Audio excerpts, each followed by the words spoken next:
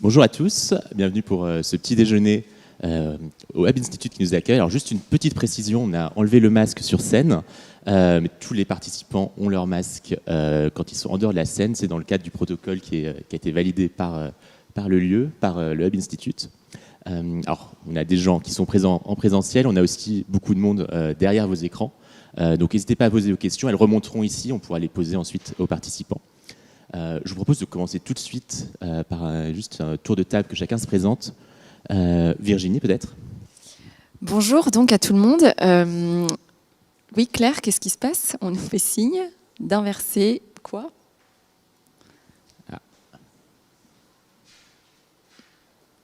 C'est bon, on peut y aller? On peut y aller. Donc, on peut y aller. Donc, moi, je suis Virginie Blot, je suis évangéliste chez Akeneo.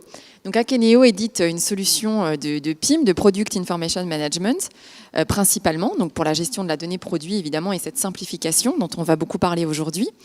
Ça fait 5 ans que je travaille chez Akeneo et aujourd'hui on a choisi ce thème de simplification de la gestion des produits tout en respectant les contraintes légales, et on a choisi d'inviter Franprix pour parler de ces contraintes et de comment ils ont mené ce projet. Donc on vous présentera Juliette juste après. On aurait pu l'appliquer, cette thématique, à beaucoup d'autres domaines, puisque c'est une problématique que beaucoup aujourd'hui de clients rencontrent et sont curieux de savoir comment l'aborder. On parle beaucoup dans la cosmétique, évidemment, et surtout, évidemment, dans l'alimentaire. On va se développer beaucoup d'outils qu'on utilise tous au quotidien, comme Yuka. Et c'est aussi de plus en plus vrai maintenant pour la mode, pour tous ces métiers-là qui vont être contraints aussi à beaucoup de législation. Et ça va beaucoup évoluer. Donc on va beaucoup parler de ça. Et donc, chez Akeneo, on a une manière de travailler qui est toujours de travailler avec des partenaires. Donc, c'est pour ça qu'aujourd'hui, on est heureux de faire cet événement avec D&D, qui est un de nos partenaires les plus anciens, on peut se le dire. Et donc, c'est Sylvain, à qui je vais passer la parole juste après, qui représente D&D, et avec qui j'ai pu travailler avant sur beaucoup d'autres projets, avant qui travaille avec D&D. Donc, c'est vraiment un écosystème très serré, très presque familial, j'allais dire. On se retrouve sur beaucoup de projets à chaque fois et sur beaucoup d'événements. Donc, je laisse d'abord la parole à Sylvain pour se présenter, puis on passera à Juliette pour Franprix. Merci Virginie. Donc moi c'est Sylvain Godefroy, je porte les offres PIM et B2B au sein de l'agence D&D. Ça fait à peu près 8 ans que je fais du projet PIM, qu'on fait ensemble du projet PIM.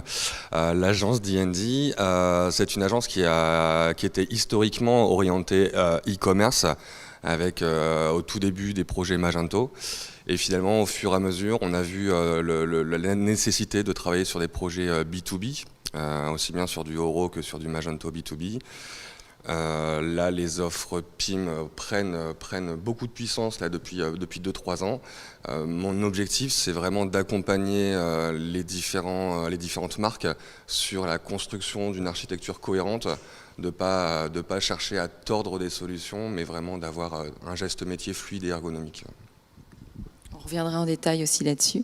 Justement, Juliette, c'est peut-être le moment de vous présenter, puis de nous expliquer quelle est la spécificité du modèle Franprix en e-commerce. Bonjour à tous, donc Juliette Arrousseau, moi je suis responsable site, application et marketplace chez Franprix. Et donc avant de vous présenter la spécificité du modèle e-commerce de Franprix, je voulais d'abord revenir et présenter ou représenter Franprix pour ceux qui ne connaissent pas bien notre belle enseigne. Donc Franprix, c'est une enseigne de magasins de proximité qui fait partie du groupe Casino, qui est principalement implantée en Île-de-France. Donc on a 900 magasins qui sont présents à plus de 90% en Île-de-France. Et donc on est une chaîne de magasins du coup spécialisée dans le commerce de proximité, c'est-à-dire qu'on propose à nos clients de pouvoir faire leurs courses du quotidien chez nous en mêlant une proximité géographique à une proximité relationnelle, et c'est ce qui fait la particularité de tous les magasins Franprix. En ce qui concerne le modèle e-commerce, donc juste une petite précision sur le e-commerce chez Franprix. Pour moi, ça me paraît important de préciser que, avant de parler de e-commerce, enfin en tout cas Franprix est arrivé sur le digital relativement tard par rapport à tous nos concurrents. Ça peut être un avantage aussi, puisque ça permet d'apprendre des erreurs des autres. Oui, exactement. En fait, on est de regarder en tout cas ce qui se fait, de voir ce qui se fait très bien et ce qui se fait moins bien chez la concurrence. Et donc, en fait, nous, on est arrivé très tard sur le digital. On est arrivé en 2015, fin 2015. Et donc, moi, quand je suis arrivée initialement chez Franprix, toujours en 2015, on ne parlait pas beaucoup de digital. C'était pas quelque chose de vraiment très présent dans nos activités. Et on a commencé à parler de digital en ayant une conviction forte et un positionnement fort. La conviction, c'était qu'il fallait qu'on commence le digital par le biais du e-commerce. Et c'est en fait le e-commerce qui a drivé toute notre stratégie digitale et qui nous a permis de construire tout notre écosystème digital, mais en attaquant le digital par un angle marchand.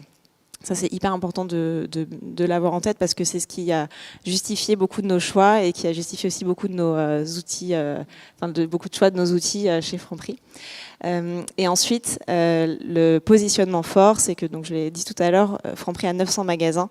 On a choisi de capitaliser sur nos magasins pour construire notre modèle digital. Donc tout le digital est construit autour du magasin. Et pour le magasin. Et donc concrètement, cela se matérialise par le fait que par exemple 100% de nos commandes e-commerce sont préparées en magasin, donc par du personnel magasin. Donc la commande arrive et est traitée sur une tablette magasin, choisie et préparée avec amour, et ensuite livrée par des personnes à vélo chez le client. Voilà pour la spécificité. Et vous, à titre personnel, vous étiez chez Franprix avant 2015 et vous avez vu le shift ou vous êtes arrivé pour opérer ce virage? Moi, je suis arrivée en 2015. Ça a été une année hyper importante pour Franprix parce que c'était tout d'abord l'arrivée de Franprix sur le digital, mais aussi toute la transformation des magasins Franprix. On a beaucoup changé, beaucoup évolué. Je pense que vous le voyez dans les magasins. C'est le concept Clémentine. Mandarine, presque. Mandarine. Mais l'idée est là.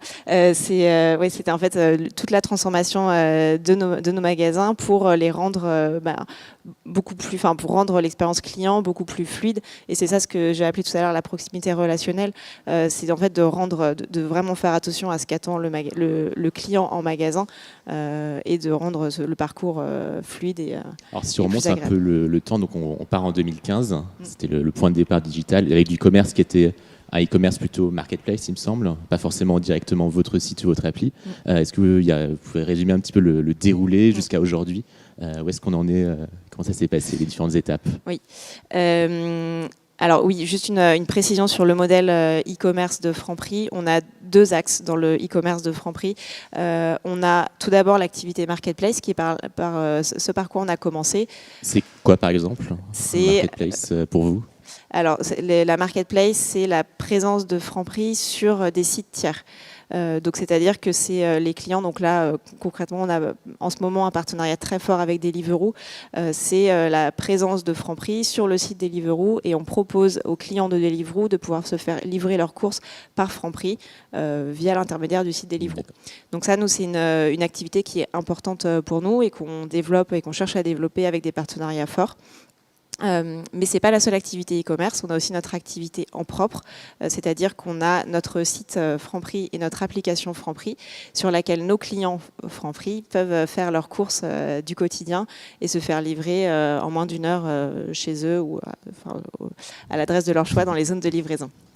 D'accord. Ça, aujourd'hui, on peut se faire livrer en moins d'une heure à Paris ou dans les zones de livraison. Tout à fait.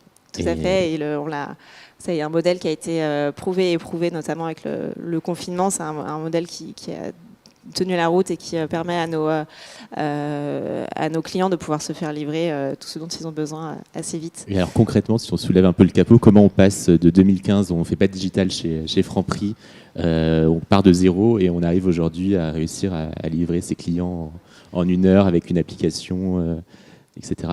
ou des marketplaces? C'est quoi le parcours? Comment ça s'est passé? J'ai voulu prendre l'image du frigo vide. En fait, quand on a commencé, quand on a choisi de partir de travailler le e-commerce et donc le digital chez Franprix, c'est pas compliqué. En fait, il y avait pas grand chose sur étagère. Vraiment, il a fallu tout construire. Vraiment, il n'y avait pas de legacy ou de choses encombrantes. On part de zéro, mais pas vraiment d'historique et je pense aussi c'est aussi une super opportunité pour une enseigne comme Franprix de pouvoir avoir le choix en fait de faire un peu ce qu'on veut et ce qui nous semble pertinent dans la mesure où ce qu'on avait décidé par contre et ce qui était très important pour nous, c'était de travailler avec les magasins et pour les magasins. Une fois c'est des franchisés ou c'est les deux. Mais effectivement, on n'avait pas grand-chose sur étagère, donc il a fallu tout construire, du modèle opérationnel, donc de la préparation de commande à la livraison, de définir la stratégie, ce qu'on souhaitait proposer à nos clients, comment on souhaitait les livrer, etc. Donc il a fallu mettre tout ça en place et aussi vendre des produits, choisir les produits qu'on allait vendre aux clients et donc construire une base de données produits.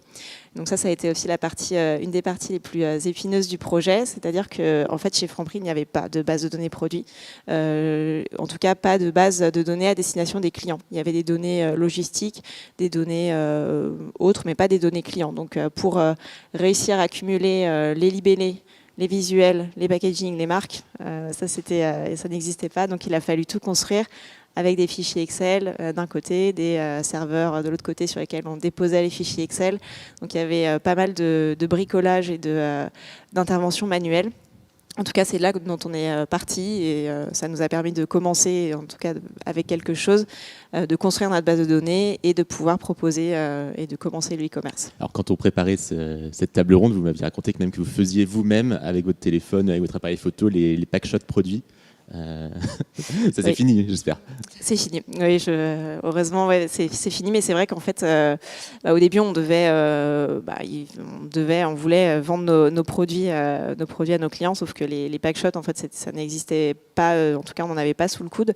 Et il y avait quelques produits où c'est vrai qu'on a pris 2 feuilles A4. On était le produit devant et on prenait une photo pour, en tout cas, montrer aux clients ce qu'on vendait. C'était pas les plus belles, les plus beaux visuels.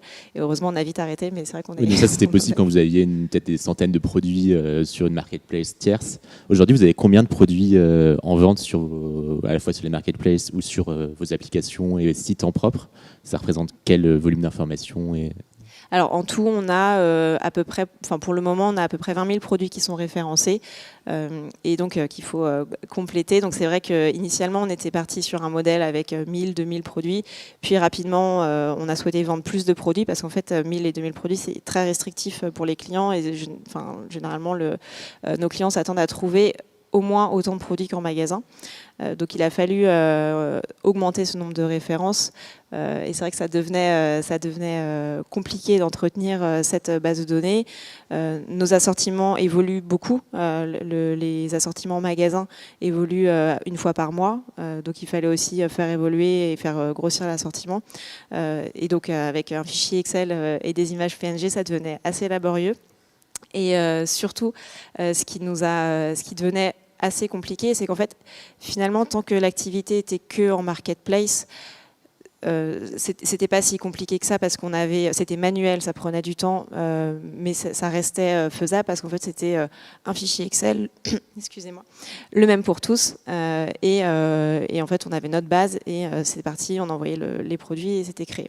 En revanche, quand on a commencé à travailler pour l'application Franprix, donc du coup de devoir gérer des assortiments un petit peu plus compliqués avec de la disponibilité qui varie en fonction des magasins, une catégorisation qu'on devait gérer, donc savoir dans quelle catégorie on vend un produit, etc. Il a fallu réfléchir un petit peu plus à cette gestion de l'assortiment. Et en fait, on s'est retrouvé avec à peu près, alors si je me souviens bien, on avait 6 fichiers Excel, tous interconnectés les uns aux autres, de plusieurs milliers de lignes et plusieurs centaines de colonnes. Un cauchemar, en fait. Il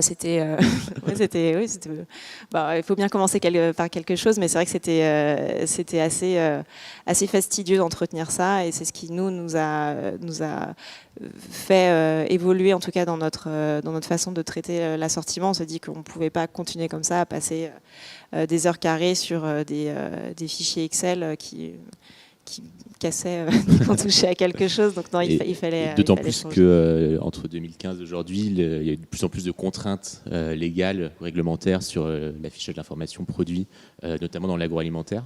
Dans l'alimentaire, est-ce que c'est le thème du petit déjeuner, est-ce que vous pouvez un peu résumer justement les contraintes, tout ce que vous devez afficher sur une fiche produit et qui deviennent difficiles à gérer Oui, puis quand même, Juliette, si tu peux expliquer comment finalement vous faites ce choix du PIM. Comment vous vous dites, c'est la suite. C'est la suite, mais qui c'est qui connaissait quand même qui vous a mis sur la route Alors, je réponds à... On va faire dans l'ordre.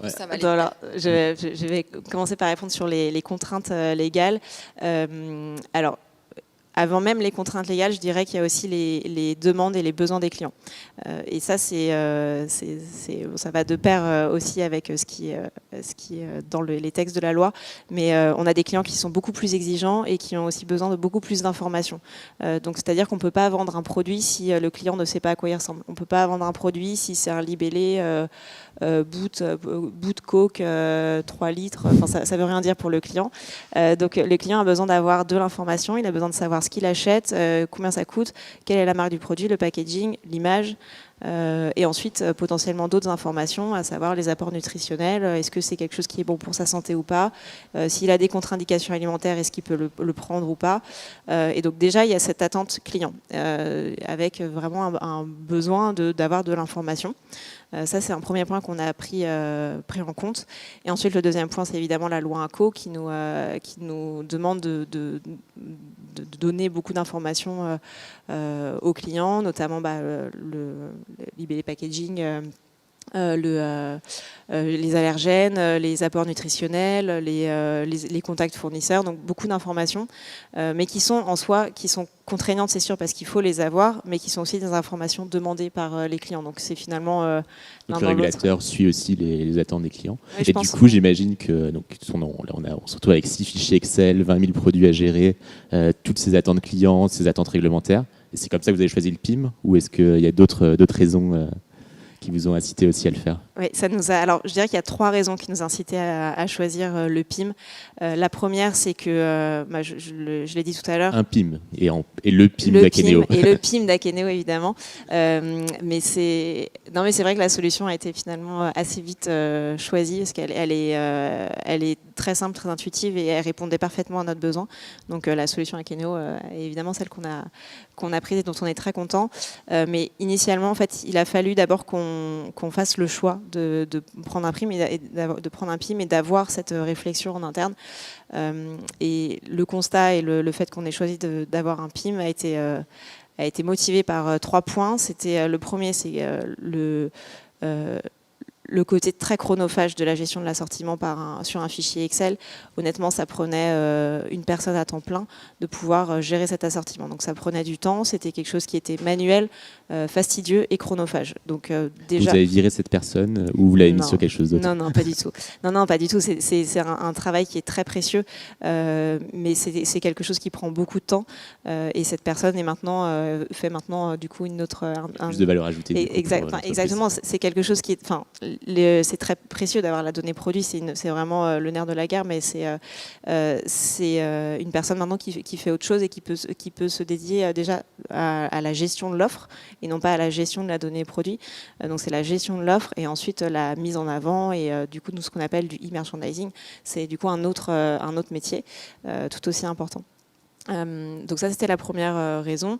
La deuxième raison c'était la flexibilité. Tout d'abord, nous, gérer un assortiment sur un fichier Excel, ça faisait que c'était du coup laborieux, mais aussi c'était un petit peu périlleux pour nous, parce qu'en fait, on n'arrivait pas à mettre en place, à suivre les mouvements d'assortiment.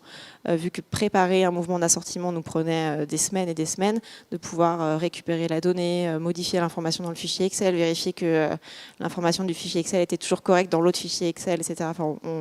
Franchement, on a tourné le sujet dans tous les sens, on ne voyait pas comment simplifier le process. Et ce qui fait qu'en fait, on ne pouvait pas suivre les mouvements d'assortiment naturels. Donc, je caricature un peu, mais on pouvait potentiellement vendre du melon en décembre. C'était le temps de dire, attendez, là, il faut qu'on change l'assortiment, on va changer le fichier, on va modifier ci, ça. En fait, on avait déjà 2 mois de passé. Et donc, du coup, on avait perdu toute cette flexibilité. Et c'était un vrai problème pour nous. Il fallait vraiment qu'on reprenne la main sur notre assortiment et être capable de faire des rotations, soit de stock, soit d'assortiment, quasiment tous les jours. Donc, c'était assez indispensable. Et ensuite, la troisième, qui est plutôt ça touche aussi à la flexibilité, mais qui est aussi la facilité d'usage d'un PIM et qui nous permet, nous, d'accélérer sur notre transformation digitale et de potentiellement utiliser ce PIM sur d'autres activités. Et c'est très simple, en fait, une fois que le PIM est construit, de pouvoir le brancher à d'autres canaux. Et par exemple, donc on a commencé le PIM avec l'application Franprix, mais ça a été très simple aussi de développer le site internet et d'utiliser les données du PIM. On n'a pas eu besoin de recréer une base de données produits. C'est très flexible et c'était un choix. Donc ça a été facile de convaincre vos boss qu'il fallait absolument un PIM. Et ensuite, le choix s'est porté sur Akeneo, c'est ça? Oui, ça a été simple. Alors, il a fallu déjà prendre conscience qu'on n'avait pas d'autre solution. En fait, le constat qui était on y passe trop de temps, etc., semble assez vite vu, parce que quand il faut revoir 10 000 libellés à la main, les réécrire, il y a une faute d'orthographe, mince, attends, ok, se répartir les catégories, toi tu fais les liquides, moi je fais l'épicerie sucrée, enfin, ça prenait beaucoup de temps, donc nous on en avait conscience, mais au début on connaissait pas forcément les solutions PIM, mais on a essayé par nous-mêmes de trouver une solution pour essayer de simplifier tout ça. Donc on a essayé, franchement, on a essayé plein de choses, on a essayé de réduire le nombre de fichiers Excel en se disant si on passe de 6 à 5, peut-être que ça ira mieux. Et on a essayé aussi de prendre des solutions online qui nous paraissaient pertinentes. En fait, on déportait la complexité ailleurs et c'était pas forcément adapté. Et ensuite, on a commencé à se dire, ok, mais comment on traite une donnée? C'est là que vous avez appelé DND. Non, pas encore. DND est arrivé un petit peu après. Non, au début, on a essayé de faire par nous-mêmes. Donc, on a rencontré différentes solutions PIM. Et Akeneo est celle qui nous a paru, en tout cas, la plus flexible et la plus adaptée à notre organisation. Et elle répondait parfaitement à nos besoins. Donc, c'était pour nous un vrai gage de confiance. Et surtout, on a eu quelques personnes qui connaissaient bien la solution et qui nous ont confortés dans notre choix. Donc, nous, on était assez convaincus. Notre direction a été assez convaincue aussi rapidement parce que c'était vu comme un gain et en tout cas une arme très puissante pour la suite. Donc le choix a été assez vite fait et en tout cas a été porté vers Akeneo. Et DND, comment ils sont arrivés dans l'histoire. Initialement, donc on a essayé de tout faire par nous-mêmes, de construire le PIM, de réfléchir à notre modèle de données, de construire le PIM et de le remplir un peu tout seul. Parce que ça avait l'air facile, justement, donc vous vous êtes dit on va essayer. Ça avait l'air facile, on connaissait quand même bien la structure de nos données.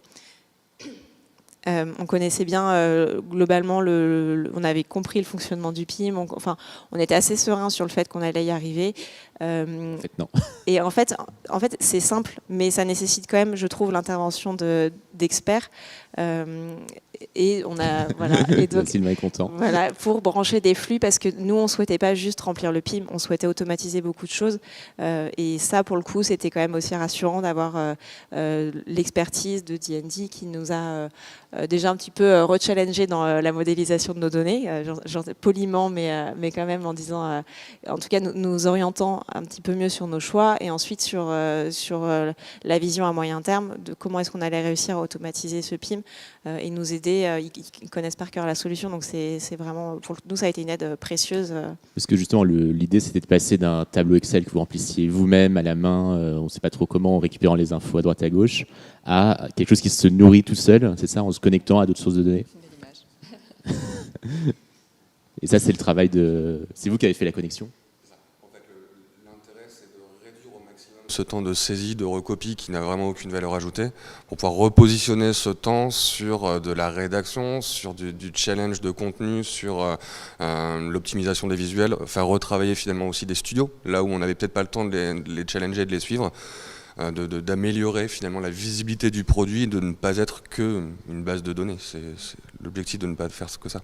Et comment vous faites pour récupérer ces données directement auprès des fabricants ou de chacune des marques? C'est un travail compliqué. On les contacte un à un. Non, il y a des solutions qui existent. Alors, on distingue deux types de produits chez Franprix. Il y a tout d'abord la marque distributeur, donc la marque Franprix qui est nos produits en propre, et la marque, les marques nationales qui sont du coup tout ce qui n'est pas marque distributeur. Et ces deux types de produits ont quand même des gestions et des sources d'alimentation différentes dans le PIM. Donc tout d'abord, il faut qu'on crée les produits dans le PIM. Ça, c'est encore une étape manuelle, mais on y travaille pour l'automatiser. À chaque fois qu'il y a un nouveau produit qui arrive dans l'assortiment en ligne, vous créez la fiche produit et ensuite vous la connectez. Exactement. Donc là, c'est encore l'étape manuelle qu'on a, mais qui ne devrait pas tarder à ne plus être manuelle. Ensuite, il y a donc, dans quelques minutes. Ensuite, il y a l'enrichissement des fiches produits. Une fois que ces fiches produits sont créées, donc là, il y a les deux types de produits. Donc la marque Franprix, pour l'instant, elle est enrichie manuellement, mais en tout cas la donnée est récupérée automatiquement chez un partenaire qui nous fournit cette donnée. Mais le process de complétude est encore manuel et de la même façon on travaille à l'automatiser. Et en revanche pour la marque nationale, on travaille avec Alchemix qui... Donc, marque nationale, c'est tout ce qui n'est pas marque distributeur, marque Franprix. C'est les grosses marques que vous connaissez. Là en l'occurrence. Non, là j'ai mis Franprix. que de la marque Franprix dont on est très fiers.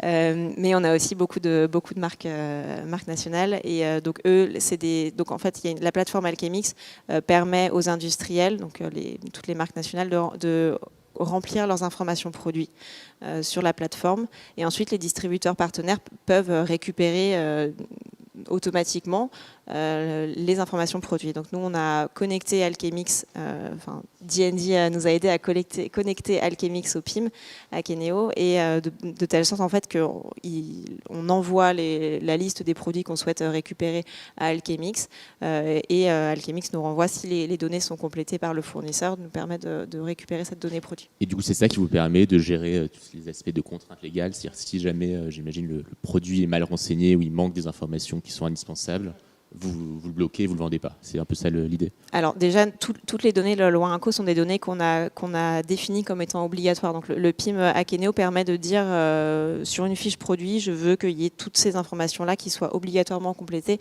avant de partir en... Donc ça, c'est avec les informations nutritionnelles, les ingrédients.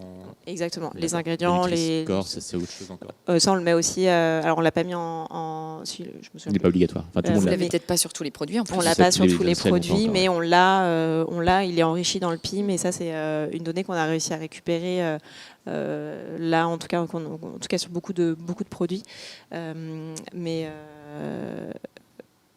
J'ai perdu la question. Oui, du coup, quels sont les types de données un peu obligatoires que vous affichez? Alors, on met de toutes ces données, mais par exemple, un produit ne part pas en vente s'il n'a pas de packaging, de marque, de visuel. C'est ce qu'on voit en fait, c'est vraiment tous les allergènes. Exactement. Et après, nous, il y a quelques données qu'on met en obligatoire parce qu'elles nous aident aussi, soit pour le traitement de la commande, soit pour la livraison de la commande. Je pense notamment au volume. Ça, c'est des données que nous, on définit comme étant obligatoires sur nos fiches produits parce qu'en fait, c'est essentiel pour pouvoir déterminer comment on va livrer le client. Mais toutes les données de la loi INCO sont définies comme étant obligatoires. Et donc effectivement, le fournisseur, s'il veut vendre sa donnée, son produit, il faut qu'il nous donne cette information. Et nous, on ne va pas la compléter manuellement. C'est vraiment à lui de nous transmettre cette information. Donc ça, c'est pour nous aussi assez précieux. Et aussi, ce qui est important, c'est que si un fournisseur change de recette ou s'il change de visuel, qu'il fait évoluer son univers graphique, son packaging, exactement, c'est à lui de mettre en place ce changement dans Alchemix et qui sera automatiquement répercuté sur notre PIM Akeneo. Mais avant, ça c'était parfois on avait quelques fournisseurs qui nous contactaient en disant le visuel n'est pas à jour. D'accord. Et ce que je vois aussi là sur cette fiche, il y a les labels, donc là c'est du bio. Vous avez récupéré aussi tous ces labels et toutes ces informations, enfin tous ces petits logos directement dans le. Oui. Alors oui, on récupère le label. Après le logo, c'est nous qui le transformons on transforme la donnée label par une image via le PIM, donc automatiquement aussi. Et ça c'est fourni par les. Il n'y a pas un risque d'avoir trop d'informations. Au contraire, les consommateurs sont en attente de toutes ces informations. Là, pour le coup, ce qui est intéressant, c'est ce que tu disais tout à l'heure, c'est-à-dire quand on voit une fiche produit comme ça, qui est finie, qui est complète, c'est super. Mais tout l'intérêt, c'est ce que fait maintenant la personne en faisant le merchandising, c'est comment je retrouve ces produits. Si je veux acheter que du bio. On oublie souvent un petit peu de tout le parcours de recherche en fait pour arriver au bon produit, à la pertinence des produits. Une fois que je suis dessus, très bien, j'ai toutes les infos, mais comment j'y arrive bien, ça c'est un autre travail aussi. Comment, si je veux que des produits bio ou que des produits, je sais pas moi, sans sucre, comment je retrouve ça facilement? Ça, c'est un autre gros boulot en fait. Donc ça vous sert par exemple à faire des filtres pour pouvoir trier tous les produits directement. Ouais. Alors j'ai pas mis l'image là, mais c'est vrai qu'on propose depuis pas longtemps de pouvoir trier dans sa navigation, de filtrer par Nutri-Score et en disant par exemple je veux que des produits qui sont classés B et on propose ce type de filtre, donc c'est vrai. Et après pour aussi, c'est notre métier et c'est à nous de savoir quels sont, en tout cas d'écouter nos clients et de faire en sorte que la navigation et les informations qu'on met sur une fiche produit donnent tout de suite l'information clé aux clients. Donc pour les labels, c'est vrai, là je vois je vous ai mis quelques labels qui doivent vous parler. Il y en a d'autres qui sont peut-être un peu moins précis pour le client et donc ça c'est aussi à nous de savoir faire le tri dans ce qui est important ou pas, ce qui va vraiment avoir de la valeur ajoutée pour le client. Il y a quoi d'autre comme information un peu obligatoire? J'imagine l'origine de certains fruits et légumes, le fait qu'il y ait de l'alcool dans certains produits. Ça, vous le triez, vous faites aussi à partir du PIM? En fait, on fait un petit peu les deux. On a mis aussi un petit peu d'intelligence dessus, mais c'est vrai que dans le PIM, on a pu identifier du coup les catégories. Par exemple, pour l'alcool, effectivement, dans les catégories alcool, il y a un bandeau réglementaire à mettre dans chacune des catégories, pour prévenir que la vente d'alcool est interdite aux mineurs. Et donc ça, nous, on a pu le faire parce qu'on a réussi à identifier certaines catégories spécifiques dans Akeneo qui contiennent des produits avec de l'alcool et du coup de pouvoir mettre une intelligence en disant si ce produit est dans cette catégorie affiche ce bandeau là, donc ça c'est pareil, c'est un gain de temps plutôt que mettre des choses un peu en dur sur le site qui seront pas forcément viables dans le temps. On a pu automatiser cette étape. Donc on voit bien cette notion de dynamisme, c'est pas quelque chose en dur comme non, mais c'est hyper précieux. C'est précieux. Est-ce qu'il y a d'autres avantages justement de ce PIM au-delà de gérer ces contraintes ou ces informations produits? Est-ce que vous voyez d'autres, on a parlé du gain de temps, mais il y a peut-être aussi d'autres intérêts que vous avez peut-être découvert sur le tas ensuite? J'avais pas pensé qu'on pouvait faire ça ou ça nous permet de faire ça. Nous, en fait, le PIM maintenant, on le voit comme un vrai outil digital pour Franprix. C'était initialement vraiment un besoin e-commerce et donc c'est pour ça que je disais que le e-commerce a drivé toute notre stratégie digitale. C'est qu'en fait nous c'était un besoin spécifique. Une petite anecdote mais qui est pourtant importante. Initialement la direction digitale de Franprix s'appelait l'équipe e-commerce. Donc c'était vraiment l'équipe e-commerce. Du CRM, c'était pas toutes les autres dimensions. Ouais, c'était vraiment le e-commerce. Et en fait c'est cette équipe-là qui est devenue maintenant la direction digitale qui a commencé à équiper Franprix d'outils qui étaient pour nous essentiels et qui maintenant vont devenir Akeneo notamment, va devenir un vrai outil qui est complètement intégré à notre écosystème IT. Et ça va devenir pour nous une vraie force qui va nous permettre d'alimenter d'autres équipes, les équipes promotion, les équipes fidélité, avec de la donnée produit qui est collectée du coup une seule fois par cet outil et non pas 15 fois par les 15 équipes qui vont s'en occuper. Ça veut dire que vous pourrez, par exemple, si on parle de fidélité, envoyer des emails personnalisés avec une section de produits et vous aurez récupéré la fiche produit, la photo du produit grâce au PIM ou des choses comme ça. Ouais, par exemple. Donc il y a plein d'usages après qui peuvent être mis en place. Et en fait, nous, c'est aussi toute la réflexion qu'on essaie d'avoir autour du PIM et voir comment est-ce que ce PIM peut être maintenant le centre de notre écosystème et de dispatcher l'information là où on en a besoin pour aller plus vite sur certains projets ou être encore plus pertinent sur d'autres projets. On voit que l'e-commerce est très lié au magasin. Est-ce qu'à l'inverse, le PIM va servir en magasin à des propriétaires de magasins pour gérer, je sais pas, du merchandising ou du... Oui, ça peut. C'est un usage auquel on réfléchit, de pouvoir alimenter un outil de merchandising et de pouvoir alimenter ces outils-là avec les données qu'on a réussi à récupérer et de les enrichir avec des données qui sont essentielles pour les équipes qui travaillent le merch. Oui, c'est tout à fait un usage auquel on réfléchit. Ouais. Ce que je comprends aussi, ce que j'entends un petit peu en filigrane, c'est que ça permet aussi à des équipes qui ne se parlaient pas forcément ensemble avant de communiquer, d'échanger autour d'un outil commun pour imaginer de nouveaux usages, partager de la donnée, des informations. Ça, c'est quelque chose que vous voyez d'un point de vue organisationnel, ça change vos façons de faire, vos façons de collaborer en interne? Ça change le fait d'avoir eu un PIM et surtout d'avoir réussi à automatiser certaines choses. Enfin, moi, je trouve je suis assez fière de ce qui a été mis en place et assez heureuse aussi de voir nous ce que ça nous apporte. Effectivement, en fait, ça a un petit peu changé la nature des missions des personnes. Par exemple, une personne qui était initialement 100% dédiée à l'enrichissement des fiches produits, en fait, maintenant, vu que cette activité a été un petit peu déportée, peut se concentrer sur autre chose et peut se concentrer sur la fiabilité de la donnée. Et nous aussi dans l'équipe digitale, la personne qui était avant plutôt autour de je vais enrichir le PIM, etc. Maintenant peut se concentrer sur des missions de e-merchandising et donc du coup d'animation d'offres et au-delà de comment je vais remplir l'information. En fait, c'est vraiment comment je vais montrer le produit au client et comment je vais lui donner envie d'acheter mon produit. Donc, ça a changé, oui, les missions de ces personnes. Ouais. Je vois que Virginie hoche la tête. Est-ce que c'est quelque chose que vous bien entendez sûr. aussi chez vos clients, tout type, c'est exactement ça. On y reviendra juste après, mais ce que décrit parfaitement Juliette, finalement, c'est la maturité, le client qui devient de plus en plus mature, et ses besoins aussi. Et c'est ça qui est super, c'est quand justement la plateforme peut accompagner cette croissance, parce qu'en fait, c'est ça. C'est-à-dire que demain, on prévoit, je sais pas, de vendre sur les réseaux sociaux, pourquoi pas, de vendre un peu sur Instagram et de relier tout ça au e-commerce.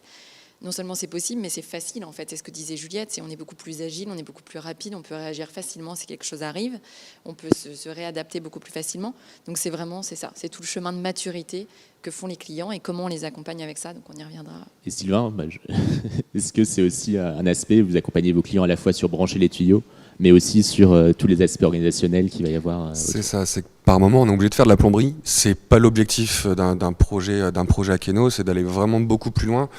On a parlé d'une notion de forum de travail, finalement d'avoir des responsables achats aussi bien que des e-commerçants qui vont être sur cette plateforme-là. Là où il y a encore quelques années, c'était du chargement de données sans valeur ajoutée. Là, on est vraiment sur de l'enrichissement, c'est d'apporter du nouveau contenu, de pouvoir créer. Cette fois-ci, on va créer quelque chose. Quand je vais vendre une bouteille de Coca ou une plaquette de beurre d'une marque nationale, finalement, je vais avoir du contenu redondant envers les différents retailers. Là, cette fois-ci, je vais pouvoir apporter du contenu différenciant, filtrer mes produits. Et cette fois-ci, les clients auront envie de venir chez moi parce que je vais avoir vraiment une valeur ajoutée sur mon site comparée à la concurrence.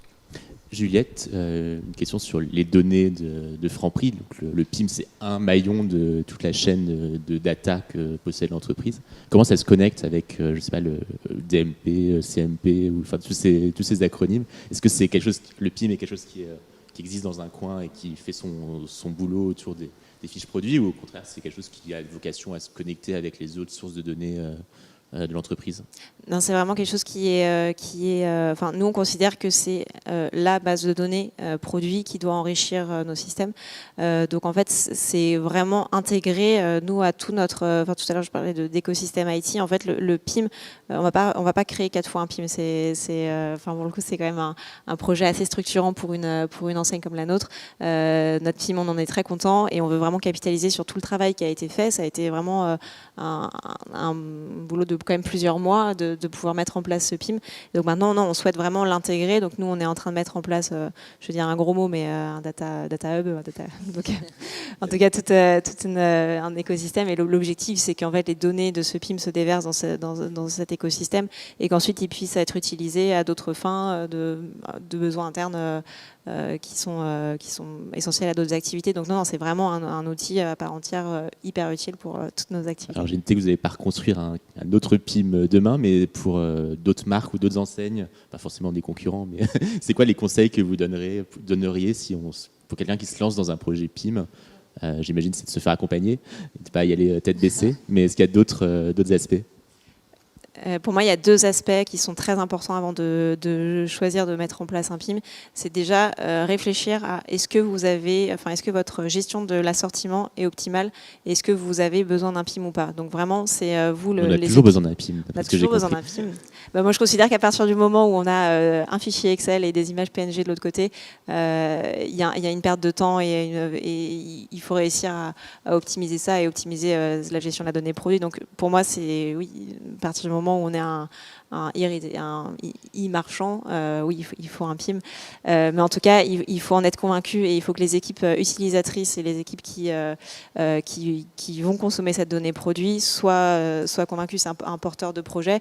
Le PIM, ça reste un investissement quand même de temps et un investissement financier. Mais pour moi, il ne faut pas le voir comme ça. Il faut le voir vraiment comme un atout derrière pour pouvoir ensuite aller faire du e-commerce ou faire autre chose, d'autres activités qui sont liées à la donnée produit. Mais pour moi, déjà, il faut que les équipes utilisatrices en soient convaincues parce qu'après, c'est assez facile de pouvoir justifier ses besoins si on est persuadé d'en avoir besoin. Donc ça, c'est le premier point. C'est de convaincre si on est soi-même convaincu. Exactement. Ça paraît idiot, mais c'est hyper important en fait.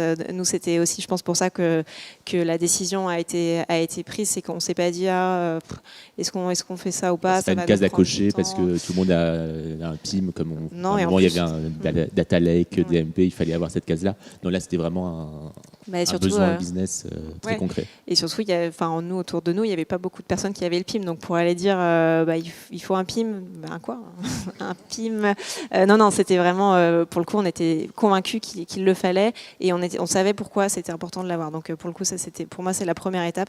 Est-ce que vous en avez besoin? Et ensuite, si vous en avez besoin et si vous avez réussi à convaincre les personnes qui prendront la décision de mettre en place un PIM ou pas, le deuxième point qui est très important, et donc là, où vous pouvez vous faire accompagner, c'est de bien réfléchir à la modélisation de la donnée. C'est-à-dire que dans votre PIM, vous pouvez mettre tout et n'importe quoi, mais tout n'est pas important pour vous. Donc il faut vraiment réfléchir à comment vous allez structurer cette donnée, quels sont les usages que vous allez en faire et quelle est l'information que vous voulez récupérer. Une fois que vous avez défini ça, pour moi, il faut aussi réfléchir à comment j'alimente ce PIM, parce qu'une fois qu'il est là, il peut être très beau et voilà, il faut qu'il soit enrichi. Et comment est-ce que je vais enrichir ce PIM? D'où vient la donnée? Et comment je vais réussir à optimiser l'enrichissement de ce PIM pour qu'en fait, ça devienne un outil extrêmement fluide sur lequel il y a presque plus d'intervention humaine, pour que les interventions humaines se fassent ailleurs. Donc pour moi, c'est ça les deux étapes hyper importantes et qui permettront d'aller plus vite sur d'autres projets. Très bien. Sylvain, j'imagine que vous avez beaucoup de clients avec qui vous avez mis en place des PIM. Est-ce qu'il y a d'autres recommandations que vous pouvez nous partager sur comment réussir son projet PIM? Le PIM, comment ça marche en 3 étapes? En 2 minutes. Comment réussir? Il y a un PIM pour les nuls. Hein, vous pouvez télécharger. Mais des demi, on n'en croise jamais. Non, très concrètement, en fait, le PIM, c'est qu'un outil. Un outil ne va pas tout révolutionner. C'est qu'il faut déjà en amont avoir réfléchi sa stratégie produit, sa politique produit. Est-ce que je veux faire de la volumétrie avec peu de qualité sur la donnée ou au contraire j'ai un assortiment plus restreint sur lequel je vais être extrêmement qualitatif? Une fois que cette stratégie est réfléchie au sein de la marque, comment je l'atteins avec les équipes que j'ai aujourd'hui? Ça, c'est l'un des éléments que je ne peux que conseiller, c'est tout change management, d'avoir un accompagnement des équipes actuelles, une réflexion sur les équipes futures. Est-ce que ça peut matcher? Est-ce que c'est des gens que je peux former et convertir sur des nouveaux postes? Est-ce que je dois finalement renforcer mon équipe avec des recrutements supplémentaires? Demain, si on ouvre un sujet PIM et qu'on essaie de prendre de la data Excel et de la mettre dans un format Akeneo, oui, techniquement, c'est faisable, mais le gain va être minime. On va avoir un gain de temps, mais pas forcément un gain de qualité. On n'aura pas forcément la conviction des personnes au sein de l'équipe. Moi, ce serait les 2 premiers points les plus importants, c'est de réfléchir sur sa stratégie produit et ensuite comment la mettre en place un peu en amont du PIM, avant même de lancer un projet, de se dire comment je veux organiser mon entreprise. Et sur des aspects, le sujet était l'aspect réglementaire et toutes les contraintes légales qu'il peut y avoir. S'il y a d'autres secteurs, j'imagine que l'agroalimentaire ou que la grande distribution qui sont concernés par ces sujets-là. Est-ce qu'il y a d'autres learnings ou d'autres enseignements qu'on peut avoir, je ne sais pas, dans la pharmacie ou dans... Bien sûr. En fait, pour moi, je conseillerais toujours à mes clients de ne pas attendre d'être sur du légal, d'être sur une contrainte et une obligation. Sur d'autres domaines, on a vu l'arrivée de la RGPD. Je crois que tout le monde en a parlé. C'est le mois prochain. Ouais, mais ça fait 1 an qu'on le sait. Tu n'as pas anticipé, donc du coup, maintenant, tu vas cravacher pour rattraper le boulot. Là, c'est d'aller toujours en amont. On a parlé du VUCA tout à l'heure. C'est quelque chose qui est en train de se mettre en place. On l'a senti. Il y a beaucoup de nos clients qui se sont dit bah, tiens, je vais aller sur cette piste-là. C'est de la recommandation. Et demain, si les contraintes juridiques passent vraiment d'un point de vue légal, on est déjà prêt sur le PIM. On ne doit pas retravailler 200 000 produits pour les rattraper. Sur le côté alimentaire, mais sur aussi le côté cosmétique. En fait, c'est vraiment une notion de composition. Au sein du PIM, on va pouvoir décomposer son produit, de se dire, voilà, j'ai différents composants, et au sein de chacun de ces composants, je vais avoir des compositions, des produits bruts. Donc sur l'industrie, sur la joaillerie, sur la maroquinerie, le luxe va vraiment chercher une qualité de produit et de se dire, voilà, si j'ai une peau d'autruche qui rentre en confection, où elle est... Ça peut arriver, oui, je l'ai eu. On est très loin de Franprix, mais... Où est-ce que je l'ai sourcé? Pourquoi? Voilà, c'est pas du braconnage, c'est vraiment une source légale, un sourcing légal. Je vais avoir ça sur de l'industrie aussi. Là, on l'a vu avec, bon voilà, on va encore parler une énième fois sur le Covid, où on va chercher à avoir du produit 100% français. Si je construis du mobilier et que je suis capable de dire ces planches-là, ces verrous-là et ces charnières ont été sourcées sur des entreprises françaises, sur mon site, je peux directement dire que c'est du 100% made in France, sans avoir eu besoin de réfléchir à tout recontrôler. Ça va être automatisé. D'accord, donc il y a un vrai enjeu sur la traçabilité et de savoir l'origine des matières premières. Sur la traçabilité, sur des contraintes, voilà, sur les allergènes, de plus en plus de sites vont dire, voilà, j'ai ma page client, j'ai identifié que j'étais allergique aux peanuts, et donc du coup tous les produits vont être filtrés, ou on va me les présenter, mais avec un warning, parce que je peux vouloir l'acheter pour de la famille par exemple. Ça c'est la prochaine étape chez Franprix, d'avoir tous ces filtres. Donc il y a le filtre Nutri-Score, mais demain il y aura les allergènes et ces informations-là. On y réfléchit. Et ça, c'est une des nouvelles préoccupations à la fois des consommateurs, mais aussi du client distributeur. Est-ce qu'il y a d'autres enjeux un peu émergents, un peu nouveaux? Virginie a parlé d'Instagram ou du social commerce. Est-ce qu'il y a d'autres sujets que vous voyez émerger et qu'on vous dit il faudrait que le PIM fasse ça demain, ou même dès aujourd'hui? Oui, tout à fait. C'est qu'en fait, cette notion de multicanalité dont on a pu parler tout à l'heure, de se dire, voilà, je vais vendre sur de l'application mobile, je vais vendre sur du site internet. Finalement, je vendais presque aux mêmes clients, même si on voit que certains qui utilisent de l'application mobile n'iront pas sur le web. Mais globalement, on va vendre sur la même cible. J'ai de plus en plus de clients qui me demandent de la diversification de cibles pour vendre en B2C et en B2B. C'est que si je vends un stylo bic, je ne vais pas le vendre de la même façon à un écolier que je vais le vendre à une administration publique. Donc finalement, sur un même produit, je ne vais pas aller sourcer les mêmes contenus à valeur ajoutée. Pourquoi? Parce que là, je vais plus parler sur de l'administration publique. Je peux écrire 237 km de ligne d'écriture avec ce bic-là. Ah, bah tiens, je peux calculer, je vais faire un calcul de rentabilité. En changeant de crayon, je vais pouvoir les garder plus longtemps. Donc ça va être le même bic, la même photo, le même prix. Bon, éventuellement, il sera hors taxe ou en TTC selon les cas. Et ensuite, par contre, la fiche produit mais sera... surtout au niveau du contenu, on ne va pas chercher les mêmes attributs. On va adapter les informations. Ce qui se cache aussi derrière ce que tu dis, c'est parfaitement vrai. C'est la tendance de la syndication, les outils de syndication, et comment Akeneo se connecte facilement aussi aux outils de syndication. Pour nous, c'est vraiment aussi la tendance qu'on voit beaucoup. Donc sur les marketplaces ou sur exactement. Comment les je dimensions. prépare, c'est le même produit, mais comment je viens très vite prendre juste un extrait des informations qui sont propres à ce qu'attend cette marketplace-là, ce marchand-là. C'est vraiment ça. Et c'est la rapidité du coût de traitement derrière. Tout est déjà géré en centrale et comment très vite j'exporte juste ce dont j'ai besoin, quoi. D'accord, parce que j'imagine que demain, si Instagram se met à faire du e-commerce, il ne faudra pas mettre les mêmes informations que si ils on le est font sur déjà Amazon. un petit peu. Ouais, Tu sais, à partir d'une image, tu es redirigé sur le site web, mais c'est déjà ça. Tu attires avec une image, avec un visuel. Si derrière l'expérience client que tu offres, elle n'est pas cohérente et qu'elle ne va pas jusqu'au bout, tu as perdu toute ta possibilité de conversion. Donc c'est quand même dommage. Donc c'est ce côté être cohérent partout avec tout ce qu'on montre. C'est l'omnicanalité, en fin de compte. C'est le parcours client que tu dessines. Et voilà. Et ça, justement, c'est un des enjeux d'Akeneo en ce moment, c'est d'avoir l'outil qui permet aux clients de faire ce omnicanal, multicanal, pluricanal. Pluricanal, omnicanal, on va s'arrêter là, mais oui, c'est vraiment ça. Quand on parle du parcours client et de l'expérience client, nous, c'est vrai qu'on parle de plus en plus de l'expérience produit qui, justement, soutient l'expérience client. C'est vraiment pour ça qu'on parle d'expérience produit. Et finalement, si je devais résumer tout ce qu'a dit Juliette, c'est finalement cette progression de la maturité. Et c'est pour ça que j'ai mis ce petit schéma derrière nous qui illustre parfaitement ça. C'est comment, en 2015, je pars de ce constat où je suis prisonnier dans mes fichiers Excel et j'ai besoin nous on dit d'une seule source de données, d'une vraie source de données. Et puis très vite, on se rend compte que oui, mais c'est vraiment avant tout un outil de collaboration. Ce qui est marrant, c'est que ça corrobore. Moi, j'ai rejoint Akeneo il y a 5 ans et c'était vraiment ça. On me disait aussi, c'est l'outil de la transformation digitale. Bon, ok. Très vite, en allant chez les clients, je me suis rendu compte comme toi que c'était l'outil de la collaboration en fait. Et c'est l'outil avec lequel on allait casser les silos et faire travailler les gens ensemble et se rendre compte qu'on allait gagner un temps fou si chacun s'occupait vraiment de son périmètre et qu'ensemble on allait être plus fort, très basiquement. Donc transformer une contrainte en opportunité, Exactement. la contrainte d'avoir ces tonnes d'informations Voilà. produits en opportunité pour et chacun que les fait gens plus se parlent. de la entre eux. qualité D'accord. que de la quantité. Donc j'augmente comme ça et je deviens vraiment plus dans l'automatisation et de la collaboration. Et vraiment le Graal final, si je puis dire, c'est finalement ce que décrit un petit peu Juliette, c'est comment il n'y a pas qu'en interne que je suis très bien automatisée et que je collabore, mais aussi avec potentiellement mes fournisseurs et aussi ceux qui revendent mes produits, les marketplaces, etc. Donc c'est vraiment cette idée du coup d'expérience produit tout au long, vraiment de mon supplier, de mon fournisseur, jusqu'à mes distributeurs, jusqu'à mon client final. Et c'est vraiment l'idée de créer plus qu'un seul PIM, une plateforme de partage de l'expérience produit. C'est vraiment ça finalement, ce chemin. Et donc, pour reboucler juste ce que disait Sylvain, le change, la conduite du changement, elle est cruciale. Parce qu'en fait, si on arrive et qu'on dit juste, on sait que c'est le e-commerce, et c'est là où vous avez été finalement bon de savoir très vite l'adapter et de dire, on se rend compte très vite que ça ne sera pas que l'outil du e-commerce. Proche le micro.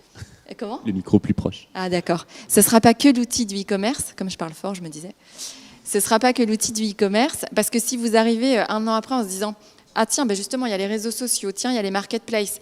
En fait, les équipes, elles vont vous dire, non, le PIM, c'est l'outil du e-commerce. Moi, je veux mon propre outil. Enfin, je pense que tu as déjà vécu ça, ce côté, non, c'est l'outil du e-commerce. Il faut très vite casser ça et dire, c'est l'outil justement de votre accompagnement digital qui va supporter demain tous vos canaux. Et on ne connaît certainement pas les canaux sur lesquels on va vendre dans 2 ans. Donc, si on le vend vraiment comme cet outil, cette fondation qui va nous aider à atteindre demain tous nos objectifs de croissance, les nouveaux canaux, là, on est beaucoup plus fort dès le départ, et on est beaucoup plus scalable et pérenne. Très bien. Juliette, quelque chose à ajouter ? Est-ce que c'est aussi une vision chez Franprix ou c'est encore la prochaine étape ? Non, je pense que c'est le travail qu'on est en train de faire en ce moment. En fait, pour moi, ça serait aussi la superbe. C'est le cheminement naturel que prend le PIM, et ça serait une vraie preuve de succès de cet outil qui soit adopté par toutes les équipes en interne. Et je pense que c'est plutôt le chemin qu'on est en train de prendre, et c'est pas du tout vu comme la défiance de l'outil e-commerce. Et c'est surtout pas un énième outil. En fait, c'est surtout ça. C'est que c'est aussi la crainte qu'au début, je pense, on avait en disant, non, on veut pas un outil en plus qu'on va pas savoir gérer, qu'on va pas savoir alimenter. En fait, non. Akeneo, c'est pas un énième outil. Akeneo, c'est notre PIM, et c'est le cœur de notre fonctionnement e-commerce initial, et ensuite après digital, c'est un vrai outil digital pour l'enseigne. Ce que Virginie disait aussi, c'est cette notion d'écosystème où vous avez besoin que les industriels et vos fournisseurs vous nourrissent ces fiches produits. Est-ce que ça change aussi le rapport avec vos partenaires, vos fournisseurs, ou ça, tout est géré par Alchemix qui fait l'intermédiaire ? Ça change pas. Je pense pas. Moi, après, je suis pas en relation directe avec les fournisseurs, mais ça change pas la relation. Et ils le font pas exclusivement pour Franprix. Ils le font pour tous les distributeurs. Et je pense que maintenant, les fournisseurs ont aussi en conscience que leur donnée produit est essentielle pour pouvoir vendre. C'est pour ça qu'ils travaillent aussi bien leur packaging et qu'ils travaillent. Et c'est essentiel à la fois en magasin et aussi en e-commerce. Donc pour moi, il y a pas de. D'accord. Il y a aussi un gain de maturité côté et leur travail est précieux. C'est exactement ça, c'est qu'il y a, si on parlait de ça il y a 5 ou 6 ans, les premiers retailers qui ont installé des PIM devaient se batailler avec des fournisseurs, et finalement le travail était rejeté chez le fournisseur. C'était lui qui devait finalement faire son fichier Excel pour le donner au retailer qui l'intégrait dans Akeneo. Ouais. Donc finalement on sous-traitait le travail. Là maintenant, ce qu'on voit de plus en plus, les fournisseurs ont eux-mêmes un PIM. Parce que finalement, quand nous on se dit, voilà, je prends de la data qui vient d'un fournisseur pour la redonner à mes clients, finalement, le retailer est lui-même client du fournisseur, et on a une notion de scalabilité comme ça, où les PIMs s'en mêlent et se suivent les uns envers les autres. Ça nous est arrivé plusieurs fois, en effet, et même des fois des fournisseurs qui se rendent compte en discutant avec leurs revendeurs. J'ai l'exemple de Monsieur Bricolage en tête, qui est un de nos clients. C'est vraiment ça, c'est-à-dire que Monsieur Bricolage, ils ont une équipe en interne de personnes, parce qu'on parle de l'alimentaire, et c'est vrai qu'il y a Alchemix. Donc c'est super, et c'est pour ça que finalement les partenaires ne se rendent pas forcément compte, les fournisseurs, du bien, parce que c'est naturel. Mais il y a plein d'autres domaines où c'est pas le cas. Et Monsieur Bricolage, par exemple, doit gérer avec plein de fournisseurs, et ont une équipe de 20 personnes pour gérer tous les fichiers Excel qu'ils reçoivent. Et grâce à ça, il y a des fournisseurs qui se sont dit, mais c'est quoi le nouveau format que vous nous demandez, etc. Enfin, c'est quoi votre nouvel outil? Et du coup, des fournisseurs ont pris Akeneo justement pour mieux parler et faciliter le gain de temps et de traitement. Très bien pour Akeneo. Ah ben, c'est super pour nous aussi. Ils font le travail pour nous. Oui, c'est super. Alors, on a beaucoup parlé là sur scène. Est-ce qu'il y a des questions dans la salle ou sur Internet? Super. Mais s'il y a quelqu'un qui veut prendre une première question parmi le public ici? Non, personne ne veut se lancer. Si. Une petite question. Du coup, comme c'est les fournisseurs qui vous donnent toutes les informations de produits, est-ce que ça pose des problèmes au niveau SEO chez eux? Alors, j'ai reposé la question pour. Contenu, pratiquement chez tous les. Chaque distributeur va avoir le contenu chez l'ensemble de ses clients. J'ai posé la question pour ceux qui sont en ligne et qui n'ont pas forcément entendu. Quel est l'impact du SEO sur le SEO d'avoir ces contenus qui sont normalisés, qui sont les mêmes en fait pour tous les distributeurs? Ouais, c'est une bonne question. Effectivement, en fait, le fournisseur, je pense qu'il remplit la donnée produit une seule fois, même j'en suis convaincue, donc il l'a rempli une seule fois, donc c'est la même donnée pour nous et pour nos concurrents. Donc finalement, sur ça, on se bat à armes égales. Après, nous, on met des informations qui ne sont pas forcément réglementaires, mais qui sont importantes pour le client, notamment le bénéfice du produit, à quoi ça sert, quelques descriptions qui vont nous permettre de remonter sur des mots-clés pertinents pour le produit. Et ensuite, là où le fournisseur n'intervient pas, c'est sur le travail du libellé. Enfin, il intervient, mais en tout cas, c'est nous qui avons décidé comment est-ce qu'on voulait qu'il écrive le libellé. Donc, par exemple, je sais pas, par exemple, Haribo, on veut qu'il y ait le mot bonbon dedans. Donc, peut-être, je sais pas comment travaille la concurrence. Enfin, si je sais, mais je le dirai pas. mais en tout cas, pour Haribo, on veut qu'il y ait bonbon. Donc, on va leur dire bonbon parce que nous, ça va nous permettre de remonter sur les bonbons. Et ensuite, tout le travail, et c'est aussi là tout le travail extrêmement précieux de Cécile qui est dans mon équipe et qui est e-merchandiser. En fait, elle travaille aussi sur toute la catégorisation et en fait, c'est nous, toutes les pages catégories qui vont prendre beaucoup de puissance. Et donc, c'est quels mots-clés on va vouloir mettre et ça, c'est nous qui sommes maîtres de ça, donc ça, c'est cool. Et c'est nous qui choisissons les mots-clés sur lesquels on veut se ranker. On travaille étroitement avec notre agence SEO qui nous conseille sur les mots-clés, etc. Donc ça, c'est nous qui décidons. Et après, on a d'autres astuces sur les fiches catégories qui vont aussi nous permettre de remonter sur des mots-clés essentiels, où là, c'est nous qui sommes vraiment maîtres de la donnée. Vous préférez avoir une stratégie sur quelques pages vraiment ciblées plutôt que de longues traînes avec un tonne de fiches Donc je répète, la remarque, c'est vous préférez avoir une stratégie ciblée sur quelques mots-clés ou quelques catégories plutôt que d'avoir une longue traîne? Alors pour l'instant, oui.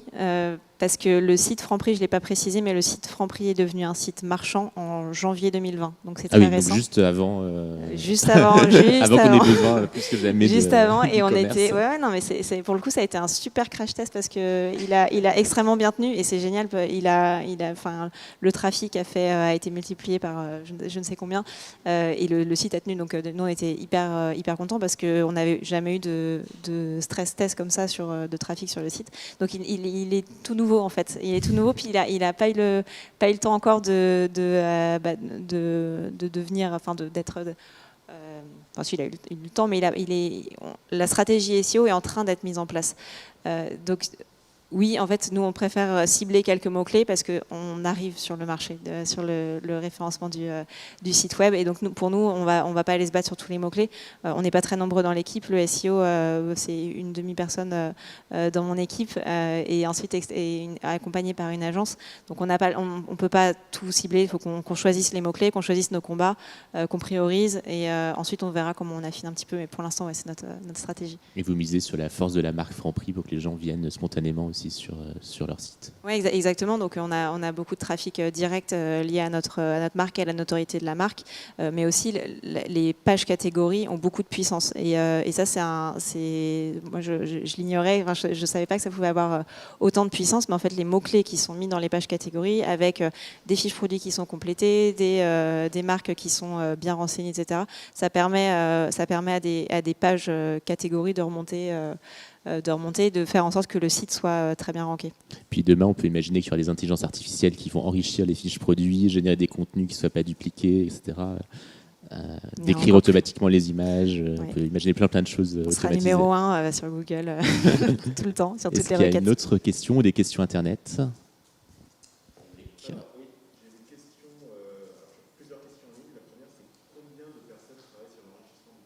Alors, combien de personnes travaillent sur l'enrichissement du PIM chez Franprix ?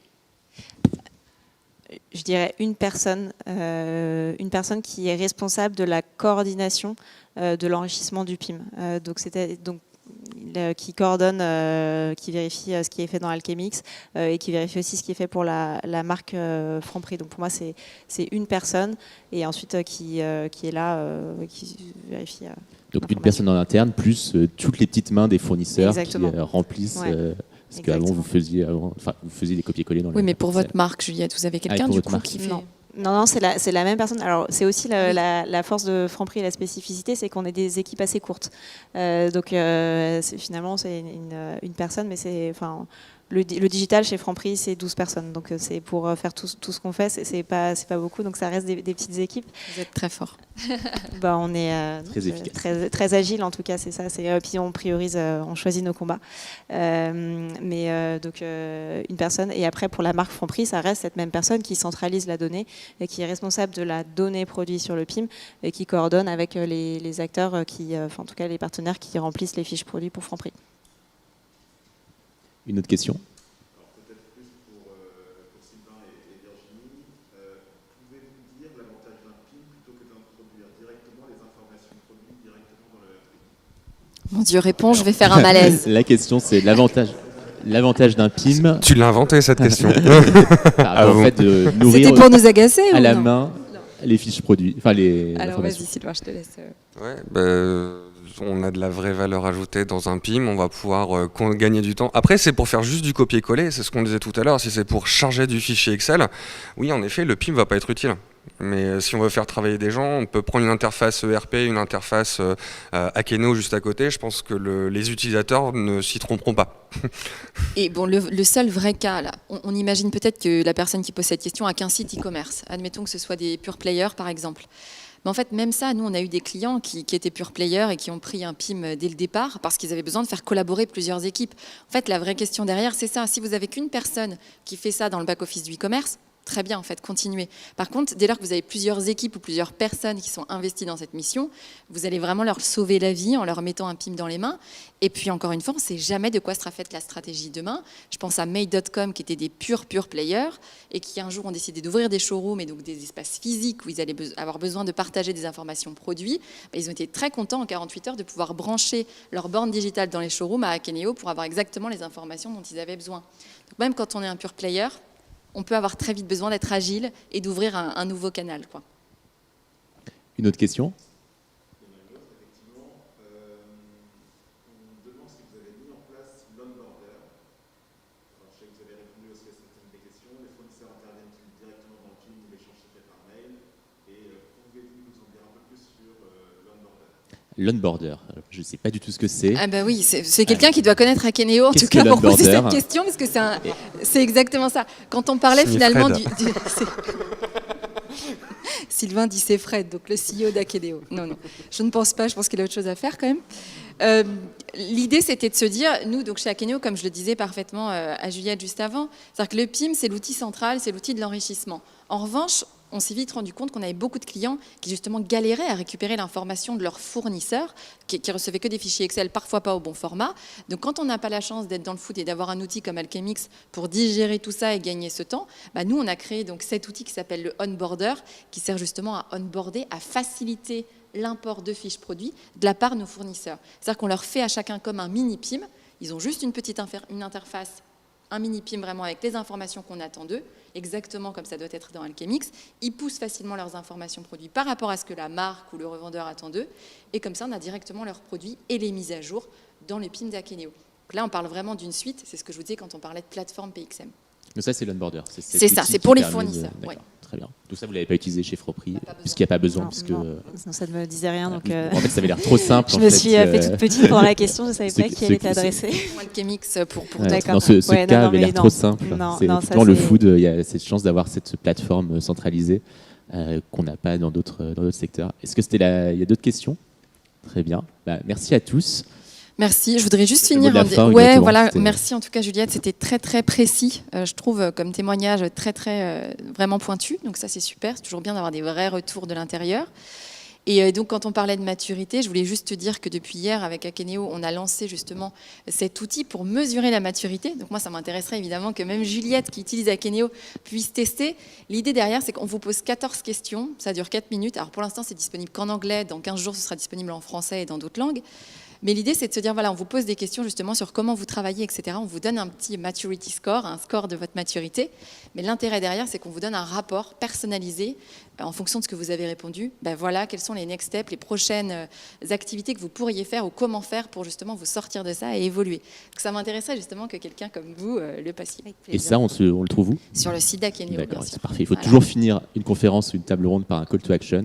Donc, parfait. Désolée. Bravo Virginie. Mais non, mais c'est vraiment un outil qui va pouvoir aider beaucoup de nos clients. Parce que c'était vraiment une demande des clients de dire je sens que je n'utilise pas le PIM à fond et que je peux faire beaucoup plus. C'est vraiment une demande. Comment on peut débloquer ça? Comment on peut aller plus loin?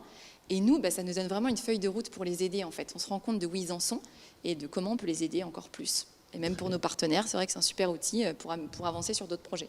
Eh bien, merci à tous en Merci, présentiel Juliette. et en ligne. À Juliette notamment pour Merci ce à vous. retour d'expérience. Et je vous Merci souhaite à beaucoup. tous une bonne journée. Bonne journée. Bonne journée.